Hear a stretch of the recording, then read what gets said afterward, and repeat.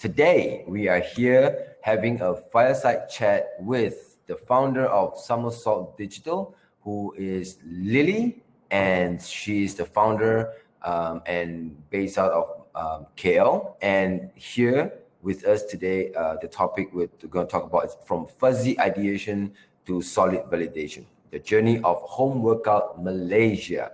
So allow me to bring her online, and she is here. Say hello, Lily. Hi, everyone. Good afternoon. How's everyone doing?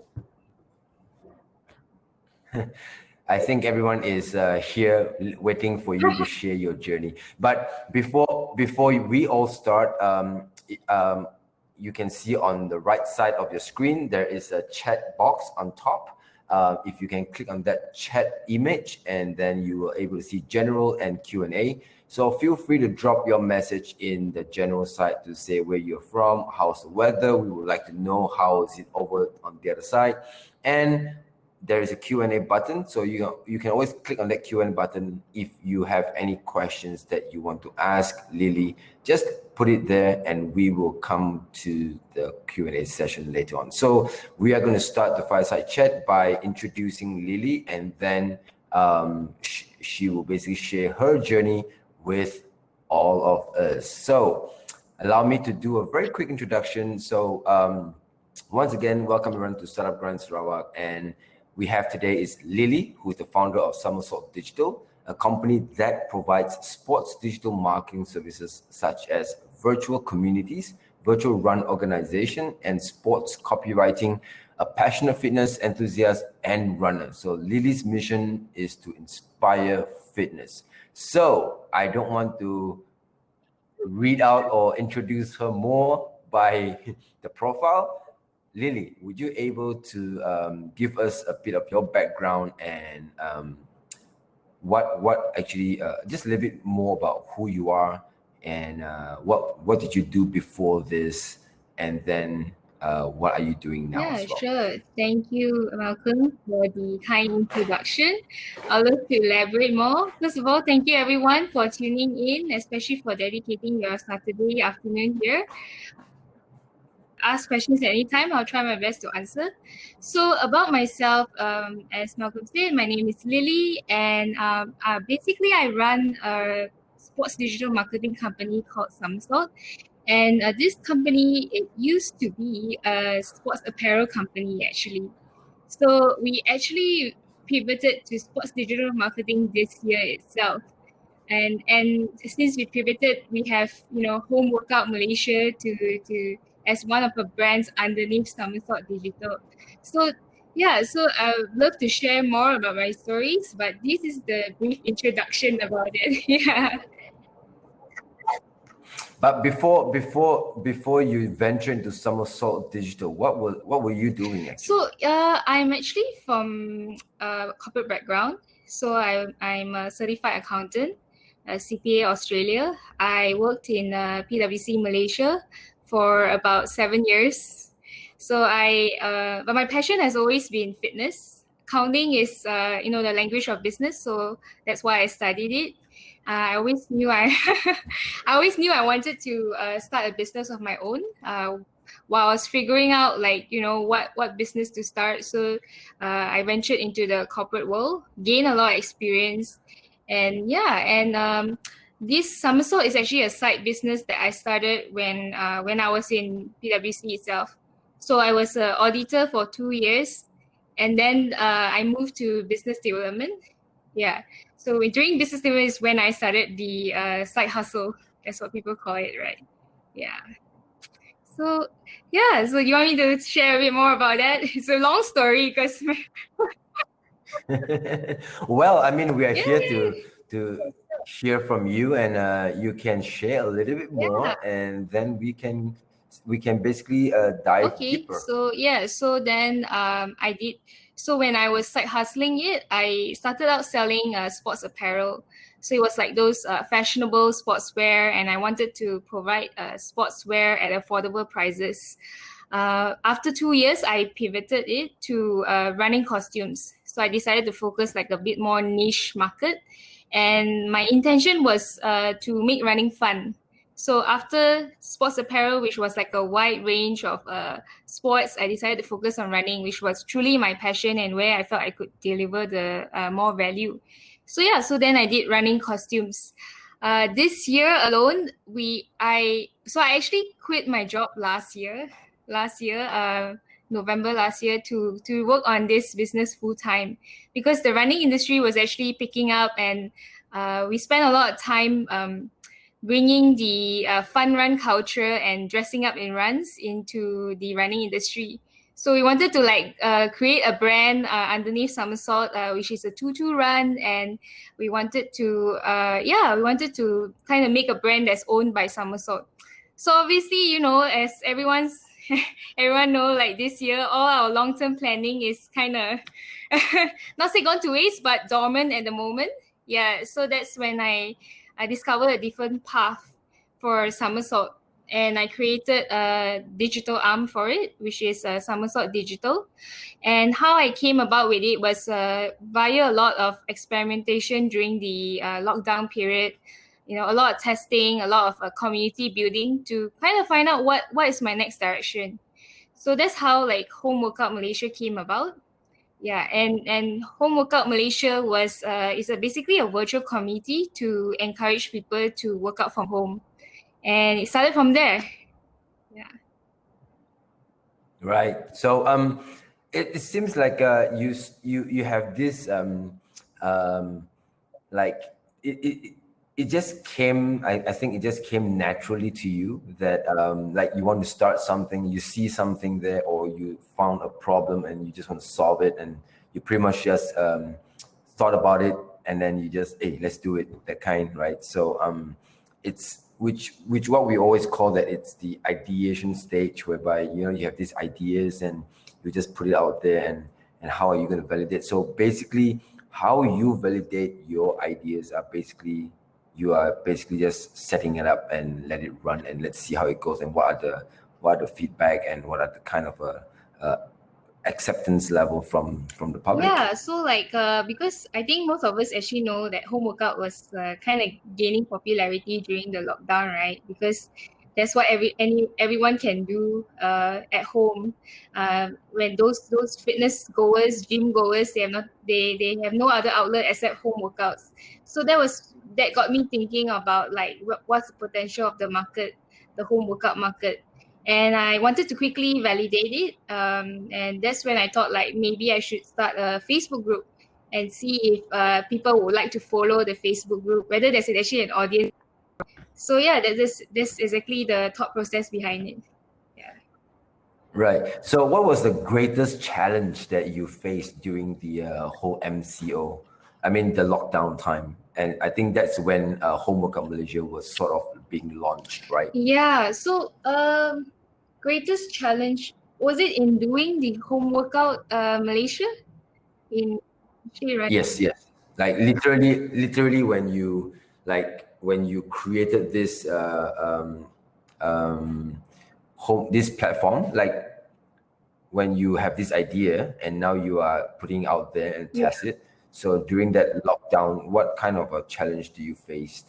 Like, and also the response as well from the public. Well, it wasn't exactly, I would say, a challenge. I'm quite lucky in the sense it's a growing market, right? So it wasn't too difficult to get people to join. Yeah, the challenge would be, I guess, managing different members. It's more of like different people having different needs and approaching me to help them, which I obviously, as a community manager, you do want to help everybody who comes to you and follow you, right? So that's so managing different interests was something that required a bit more thought process.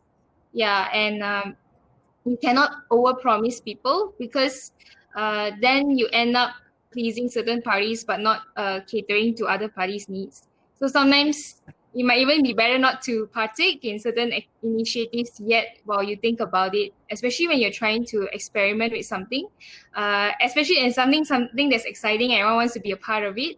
It's good to remember what's your goal first. and then only try to work with other people. That's my opinion. Yeah. Yeah. And since you touched on the word goal, so what is the goal of establishing Home Workout Malaysia? Yeah, so the goal of establishing Home Workout Malaysia was actually like I wanted to get people moving during the lockdown. And not sure, I actually have a running club under already. So it's like a community that I already have, a ready community. And at that time, I was already getting them to do home workouts because we couldn't even go out and run that time.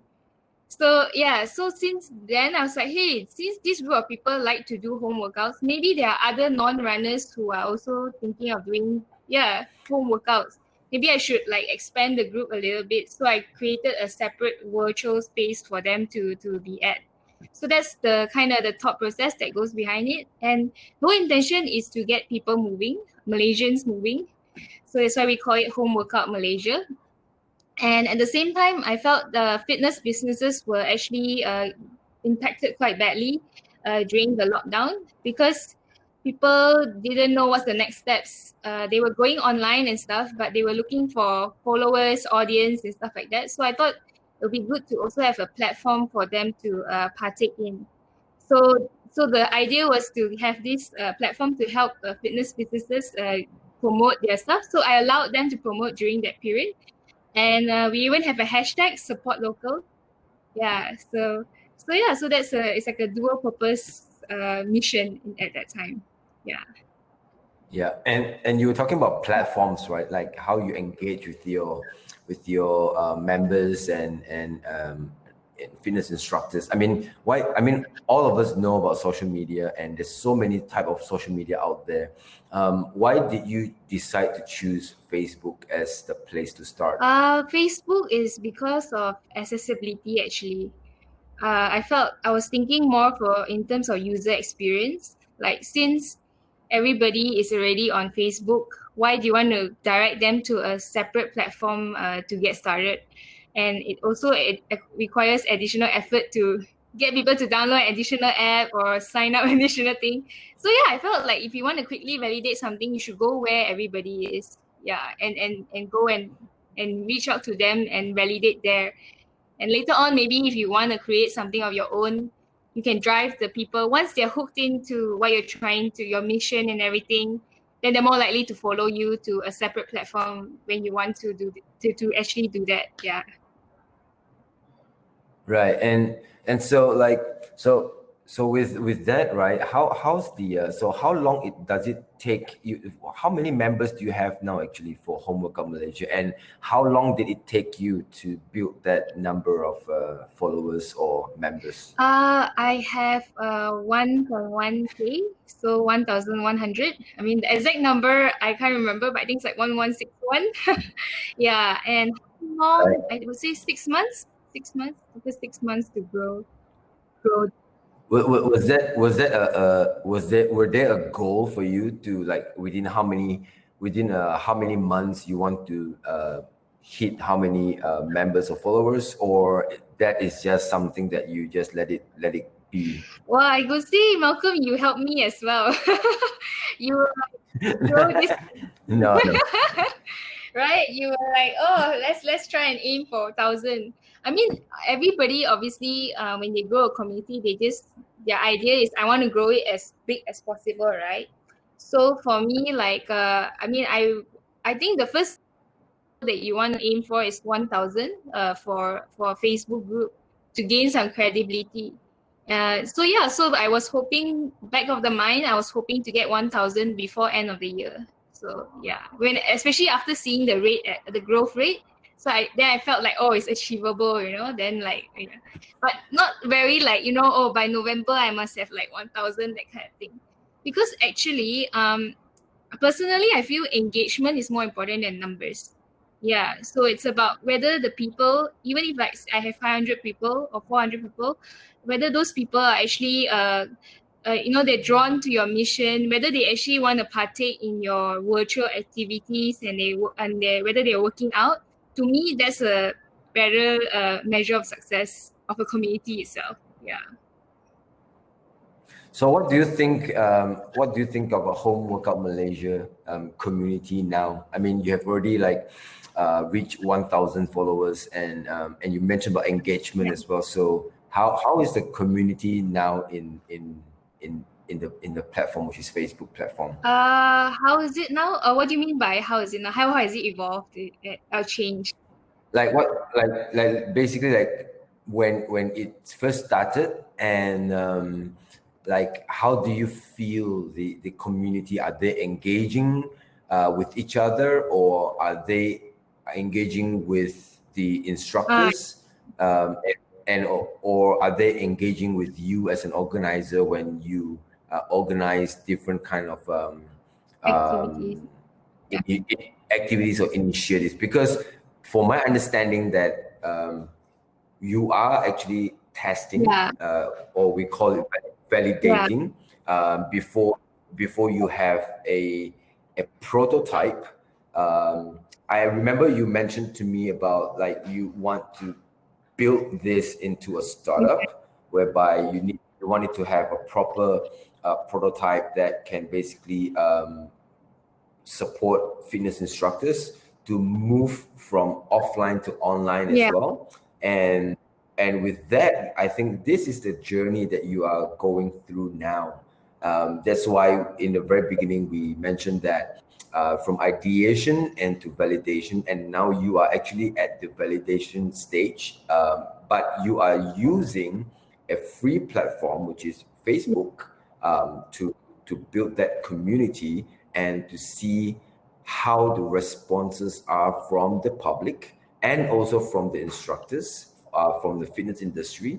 And basically that's what I would like to know, like how do you think about like the whole community going on now, like from the beginning until now? Yeah, so yeah, you're right actually, Malcolm. So I mentioned earlier there's a dual purpose, right? One is to get people moving, including my running community and my non reaching out to non-runners.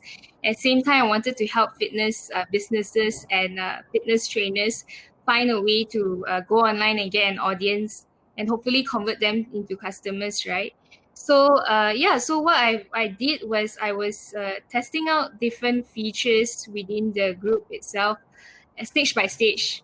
So I initially the idea was maybe could we do a Spotify for fitness where I compile all these like fitness videos and I share it on the platform and see whether actually people like to discover new videos and follow them. So then I see, yeah, what people reaction, what are people reactions to them, and to answer your question, like how has it evolved? So like at first it was very I noticed it was obviously very one to many kind of interaction, right? So it's myself trying to communicate with everyone, and these people are actually my friends to begin with. I added all added all my fitness friends, from even from PwC, like those I know who like to work out and stuff. I added them all in, and yeah, so everybody was just interacting with me. Over time, they started talking to each other within the chats itself, the threads, the comments and stuff. And to me, that makes me happy because that means like there's member to member conversations, and that's a sign of like a community like growing. Yeah, so that's where I think it's slowly becoming right now. And if you see businesses, like when businesses are growing, the customers start to like interact each other, and then they form their own like support group and like figure out like they test products and stuff like that, and then they give feedback. So it's good to be part of that process so that you know what your potential customers think about what you're trying to do, and be in the feedback loop itself. So yeah, so that's where it's at the moment. Nice. So the other thing would like to know from you is like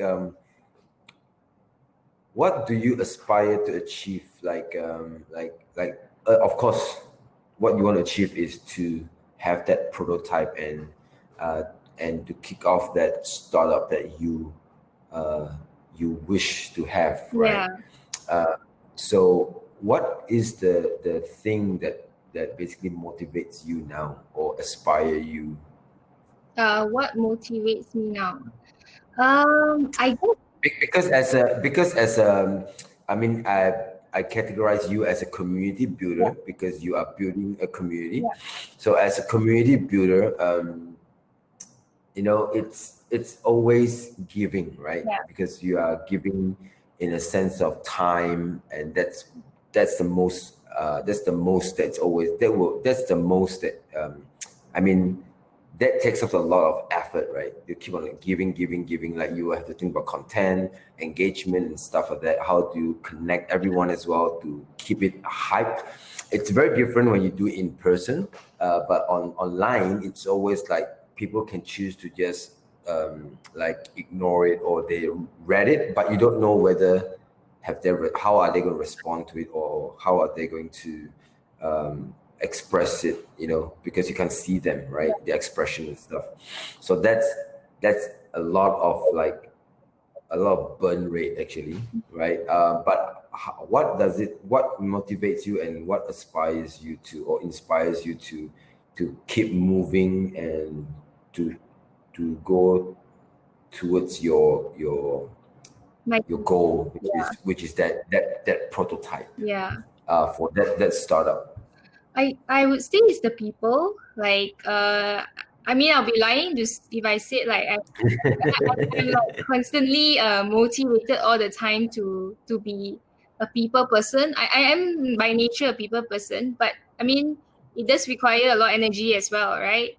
So, but people, when sometimes I go MIA for a few days, I'm busy with other things, trying to make a living too, right? And there are members reaching out to me and like, hey, you want to go for this initiative? You want to check out this gym?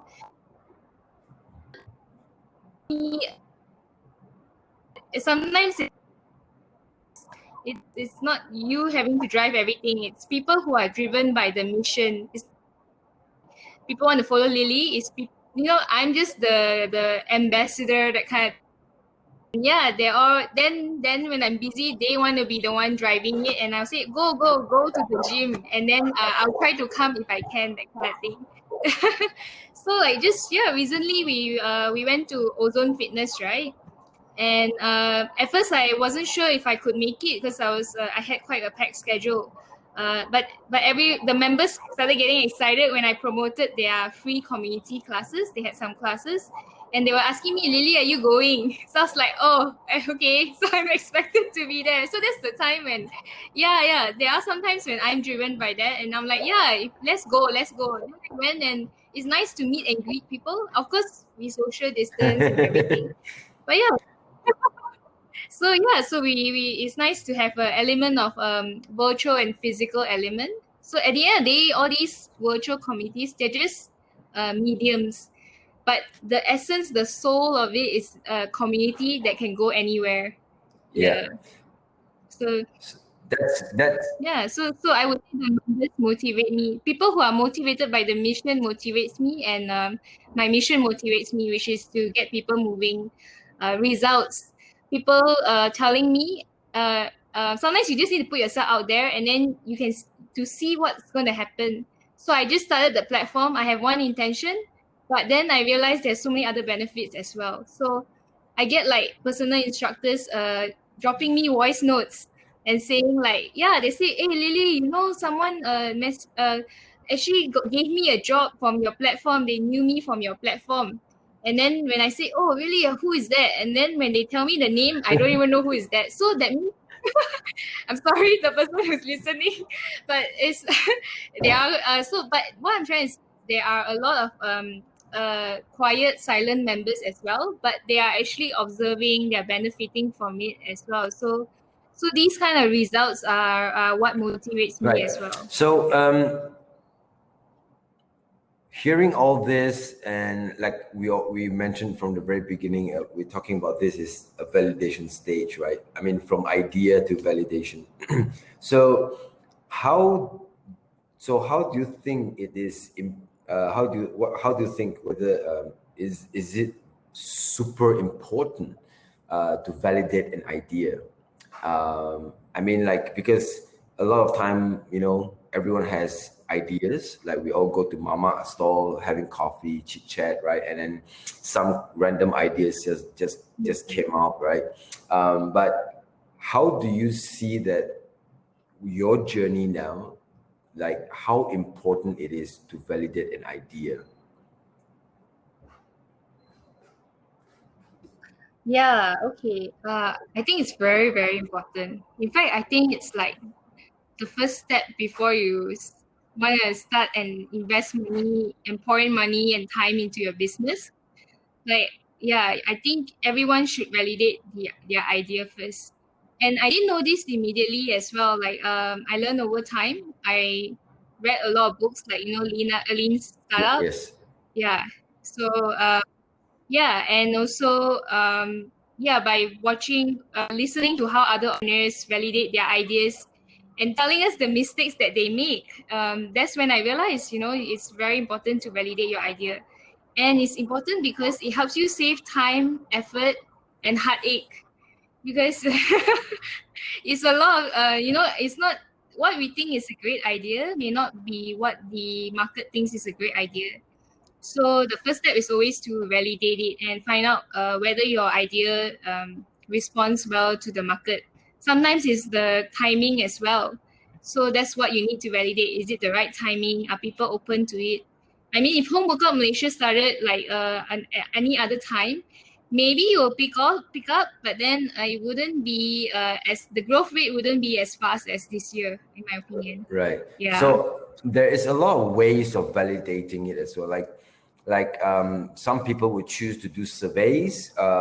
They would just randomly, or some of them would just ask their friends. But like what you're doing now is actually quite like it's quite normal as well. But because it's not so much of a risk in terms of financial risk, right? You are pretty much just leveraging on a free space, which is on social media, and it's a free tool, and you just test it. You just put it out there and just test it, right?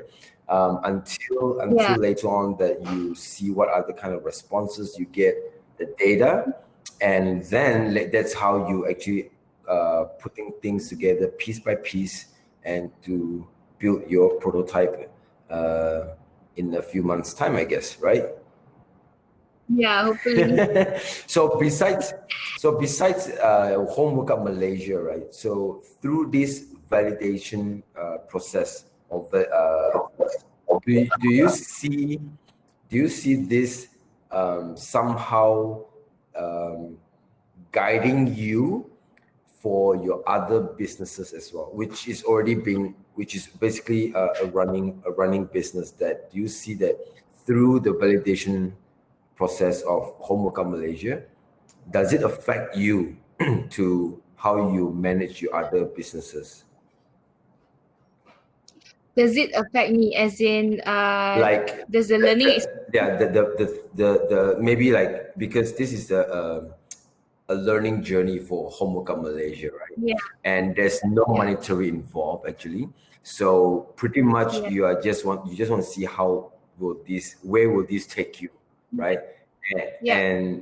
But through this validation process, do you see it somehow affected you in managing your other business in a good way, actually? Like certain things that you never thought of, but through this process, you actually put it into your other businesses and how you manage those businesses as well. Okay. Definitely. It takes time to validate something, right? But that's actually like the R&D process that you invest time to do. So because essentially Somersault for me, it's a fitness company. So anything extra that I learn about the fitness industry, new context that I develop, is definitely not wasted. Yeah, and how people sometimes maybe they think like, oh, this is one project and this is another project, and oh, this project is taking up too much time and taking me away from this project. But how I see it is actually quite codependent. Yeah, and maybe I also structured it that way. So let's say whatever home workout Malaysia, whatever initiatives I do, I try to share it with my other communities, like YOLO Paces, my running committee. So in a way, they also like to experiment and try out new things. Some of them have attended your capoeira classes as well, right? Yeah. Yeah. So it's like these are just structures that we put in place, but they're not like set in stone. And I feel that that's how, if we have that mindset, we can. It's actually it co-beneficiary. It will help each other. So yeah, so I, and also what I learned in building communities in this group, I apply it back into my other communities as well, and then it benefit both sides. So yeah, and it's also good to have different perspectives in business. Let's say the running club versus non-runners club. Yeah, it helps me, give me a more holistic approach in things, and when I make decisions. Yeah. Yeah. So the answer is yes, it's beneficial. And you were saying that because like because runner clubs and non-runner clubs, right? It's very different, right? So Yeah. so Yeah. so I'm also very I'm sure that out there there's a lot of business owners that basically carry different brands, or they different brands, or maybe different nature of business, for example, but they want to, like, like brand it under one umbrella. So how Yeah. do you actually like manage them, like as you mentioned that certain information is shared to this group and certain information is shared to this group, but how do you manage that, like, how you compartmentalize Yeah. yeah, everything here, and is there a kind of a technique that you basically like your Uh, own way of, like, maybe write it down in a mind map or anything, that okay, this is for this, yeah. and when you do promotion or when you want to engage with your members, you have to be very sure that you don't share or confuse them, so they are, Yeah. because I think a lot of Yeah. entrepreneurs or business owners out there that, like, especially this time, the pandemic time, right, they got so they try to make as money make as many Mm. make as much money as possible, which means have different businesses, right? As they want to be, Yeah. dynamic as well, but at the same Yeah. time, how can you actually manage those like Like yeah. yeah. Yeah. Okay, I understand what you're trying to ask. Yeah, so um well, how I do it is, I think it comes down to understanding your audience. So the target market. So understanding what each needs and likes and wants are. And of course, you wouldn't know how you understand that. You wouldn't know it offhand. You would know it by interacting with them, by things like setting polls, experimenting, sharing articles, just to see, what they like and what they don't like. So I know that the home workout groups, there are my runners groups there, but they don't like cardio. So some don't like cardio. Yeah. So I try not to talk too much about running there, because you're not interested. It's like a friend, your friend who likes this particular sports. You don't talk about other sports with them. They may listen for a bit, but they don't like to talk about it for hours, right? So that's the same thing. Understanding the audience of each group very well. There are certain overlaps. So like, for example, I think that maybe this group would be interested in capoeira. Maybe they might want to try something different, and I don't immediately get them to join. Like, oh, you must go. It's kind of like a soft intro. So I'll go over to that group, and I actually I write some intro. I'll say like, hey guys, I actually have another community, right? And so I actually explain, and then and then I said, oh, I'm actually doing this like home workout initiative, like live sessions with instructors. And Malcolm's coming to teach capoeira. So like, if you guys want to try out something different, come on over.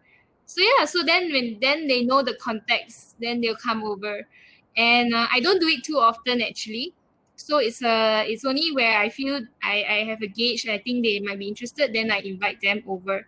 So I guess it comes down to, yeah, like I said, knowing your audience. Something that I want to ask for quite some time already, like how do you manage, like you are, I think if not mistaken, you're just one person doing everything, right? So how Yeah. can you Yeah. manage that, like from content to from concept to content to putting up the post, follow-ups, and then to like going back to the same cycle again, like, and not just one, you have, I think, got 2 or 3 different community. Besides that, you have your own somersault business to manage as well, like in terms of providing digital marketing services to some of your clients as well. Like, how do you manage all this by yourself?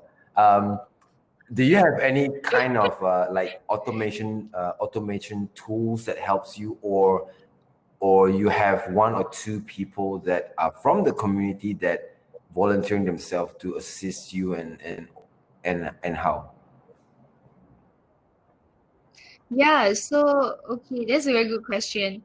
I wish I don't have to do everything myself, to be honest. So I'm actually looking to expand my team soon. I can feel that. I mean, it's nothing. I personally, I feel it's nothing to be proud of to manage everything by myself. That's not how we can scale a business, right? So yeah, so right now what I'm relying on is virtual assistants, freelancers, and like you said, members of the community.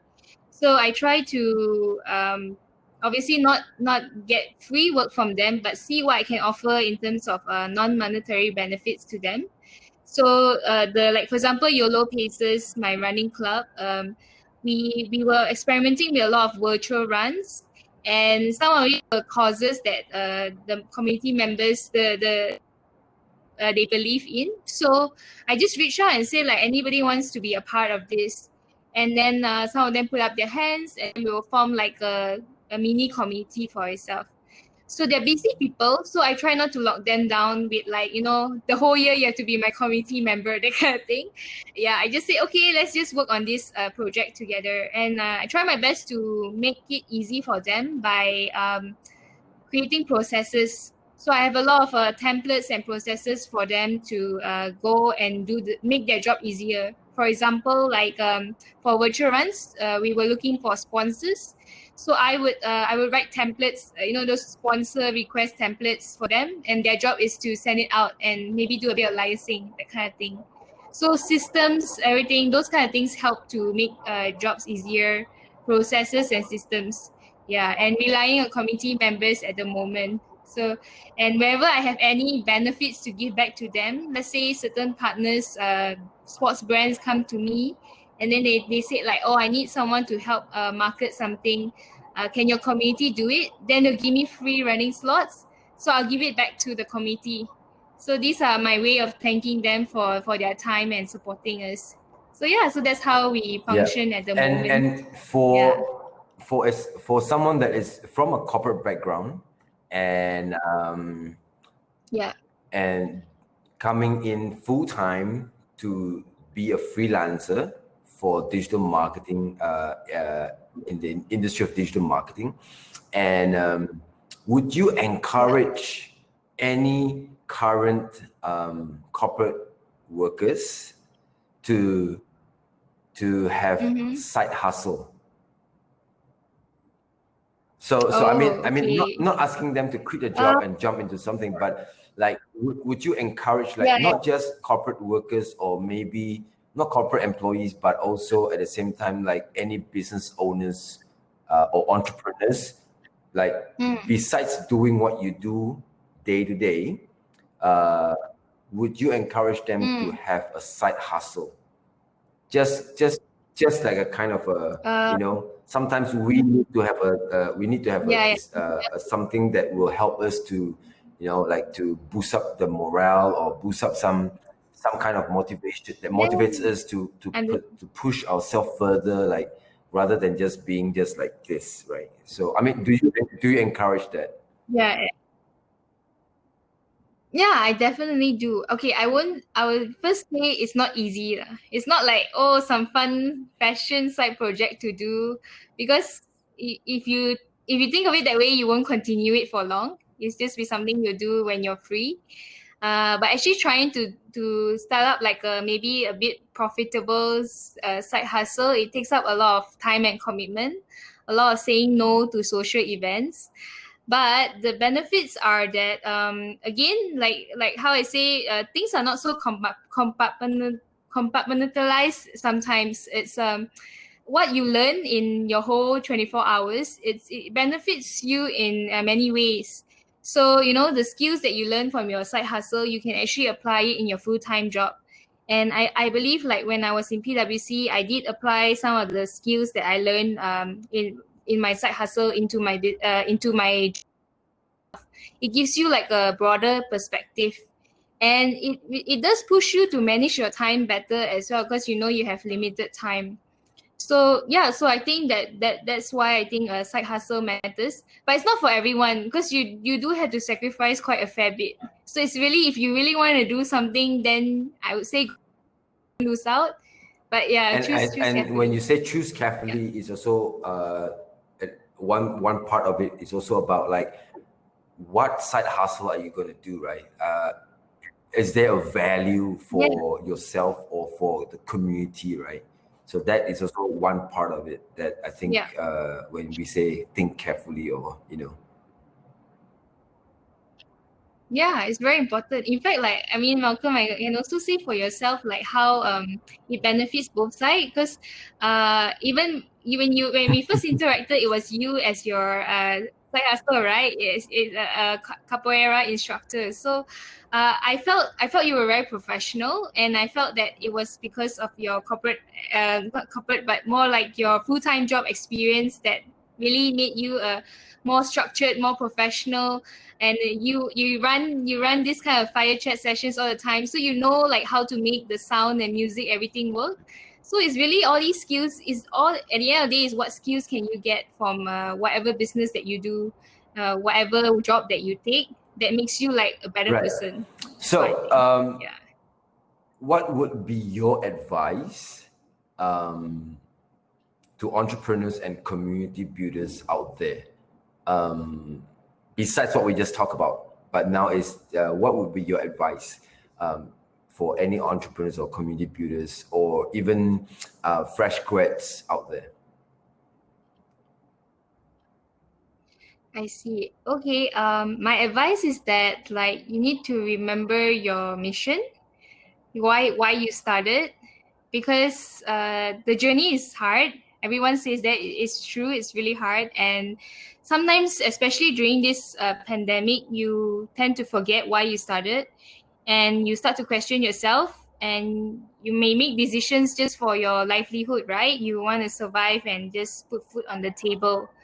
I think as long you remember why you wanted to do this, and ask yourself whether you still want to continue doing this, what's your mission, then you'll be able to find ways to solve the problem that you're having, and then you get that's where your source of motivation will be. So if there's no clarity, there's no clarity of your mission, then it makes it harder to push through like tough times. So I think that's the reason why. And it's also knowing when to also give up.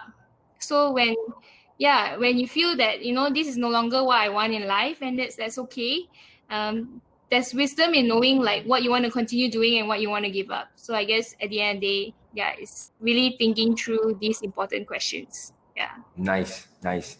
Um, So that I think that is very true, because a lot of times even ourselves, like myself as well, like even like you mentioned, like we are in the community, we're building a lot of things with everyone, but sometimes it's also that we have to let go on certain things if it's not if it's really dragging you, and we need to, yeah, like, even though it's so close to us, but sometimes we just have to let it go, right?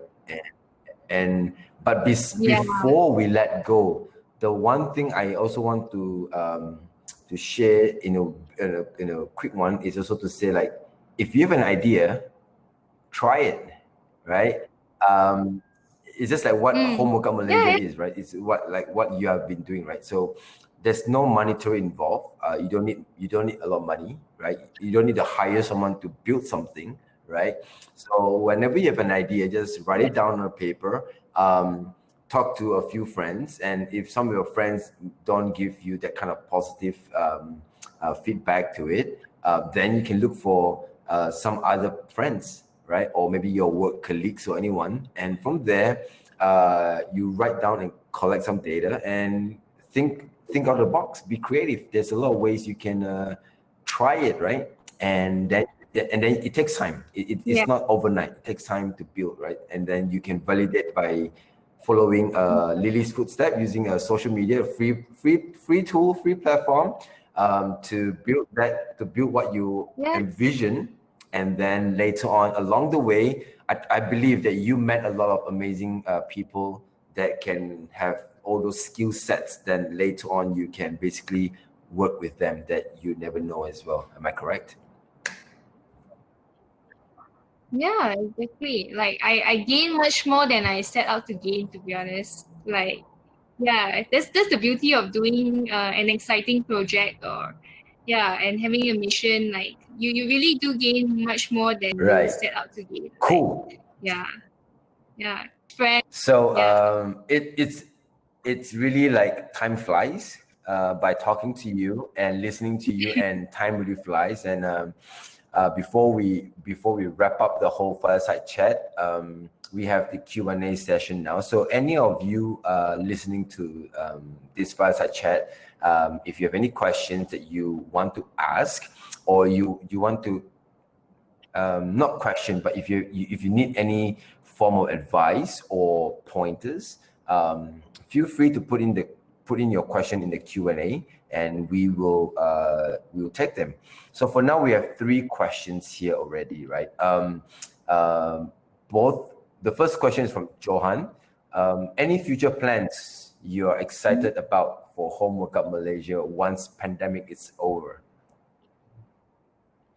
Oh, okay. Yes. So I have thought about this, like what happens when like pandemic is over, right? Will people still work out from home? To me, that's actually like the fun part of the experiment. I'll be there to see whether people are still working out from home. So I actually had a preview to it when we had our first lockdown, right? And then we opened up again, right? And then everyone started going back to gyms, and then now we have like kind of soft CMCO. So I noticed that people still do work out from home, or they use the videos that I post, exchange of ideas, and they do it in the gym. So actually, like a home workout is essentially not just home workout. It's a place where fitness enthusiasts gather. The fitness enthusiasts in Malaysia, they gather. So yeah, so I feel that after when the pandemic is over, people will still continue using the community as a place to connect with other fitness enthusiasts.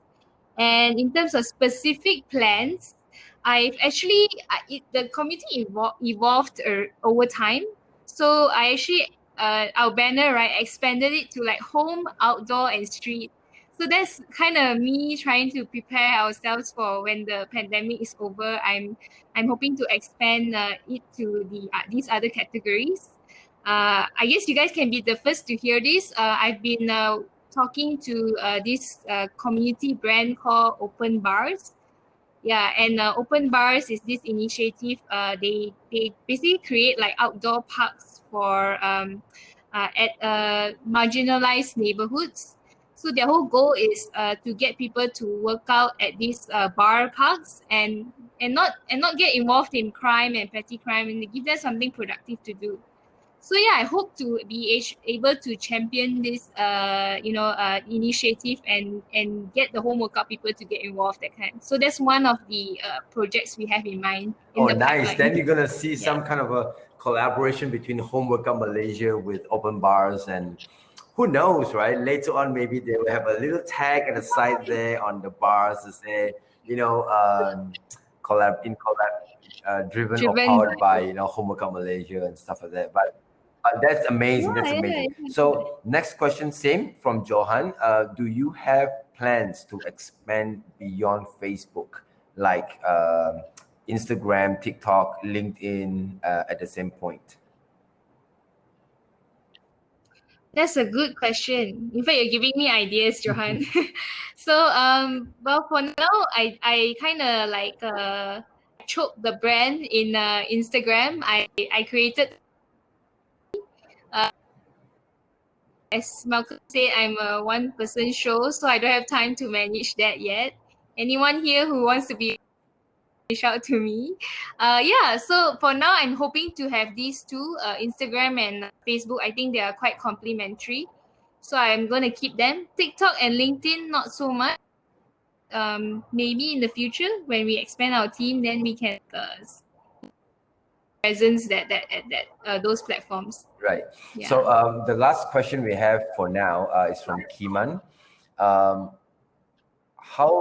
How do Yeah. you deal with naysayers, those who seem to ideas all the time? Oh, this is a common question. I also want to know from what's your answer?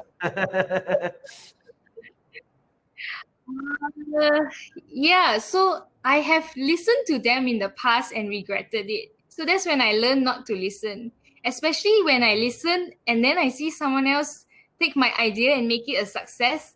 And then I'll be like, why did I listen to this person? I could have been this successful person.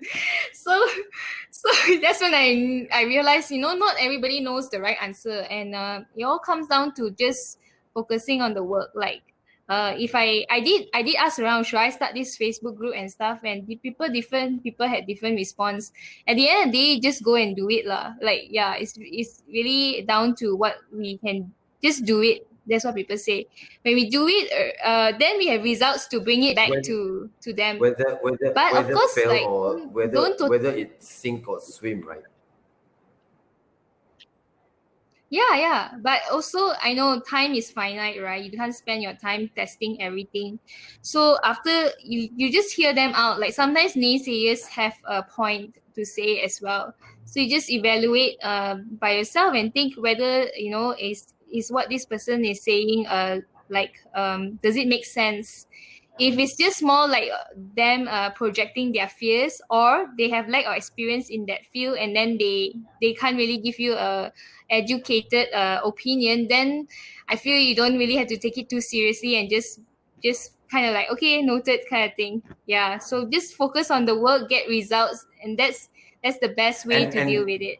Yeah. Saying of that, it reminds me of something that is quite important as well. Like we talk about like asking friends or family when we have an idea, right? I mean, of course, studies does show that if it's always good to ask, or if you want to validate your idea, it's always good to ask strangers or random people that you don't know, because they don't know you, so they don't really need to worry about how you feel if I tell you it's not good, right? So they're being very honest, because sometimes among friends or family, they would like to take care of your feelings, so they would like to tell you, yeah, it's okay, yeah, you can do it. I mean, it's very supportive, but sometimes it may also mislead you to a different direction, right?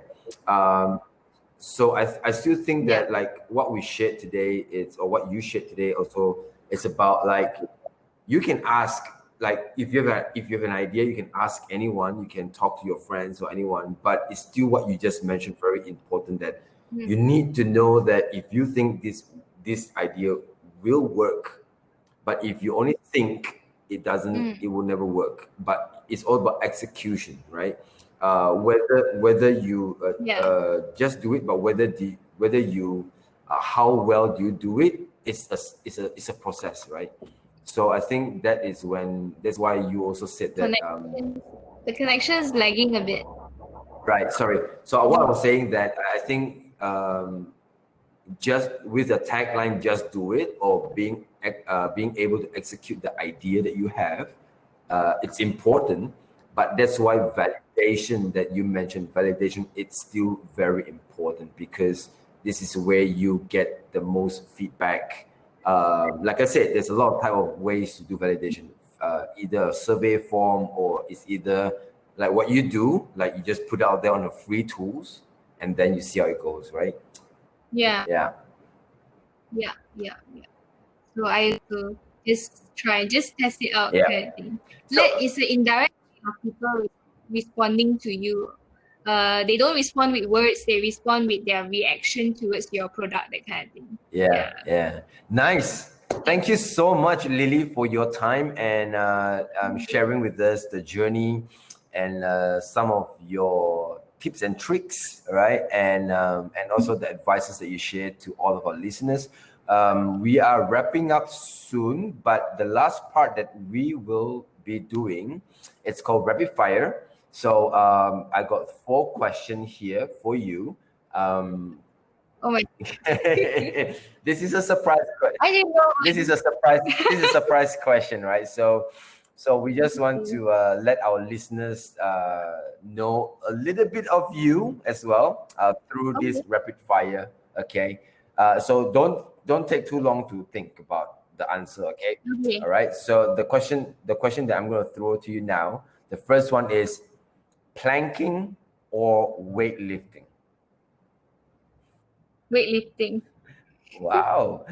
Your most preferred place to work out. Gym. If traveling is allowed again, where would you go first? New Zealand. What is your biggest addiction? Wow. Coffee. Last question. What is the most interesting thing you have in your purse or wallet? Personal wallet. Oh my god, it was the most interesting thing. I have nothing interesting in it. My name card. That's not interesting. Okay. Yeah. So that's all from us from Startup Brand Sarawak, and thank you, Lily, for being here with us today, sharing your journey and everything. And we wish you all the best